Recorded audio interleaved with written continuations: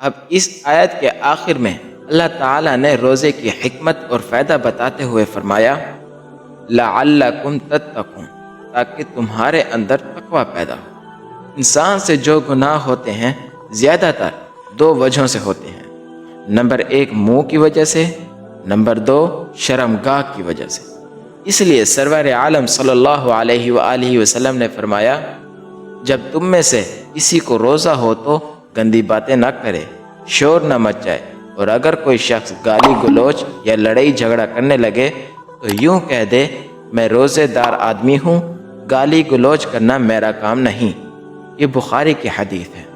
اور ایک اور حدیث میں رسول اللہ صلی اللہ علیہ وآلہ وسلم نے فرمایا میرے لیے جو شخص دونوں جبڑوں کے درمیان کی چیز یعنی زبان اور دونوں ٹانگوں کے درمیان کی چیز یعنی شرمگاہ کی ذمہ داری دے دے، میں اس کے لیے جنت کی ذمہ داری دیتا ہوں۔ بخاری کی حدیث نمبر 6474 ہے۔ اب اس پوری آیت کا ترجمہ سنیں۔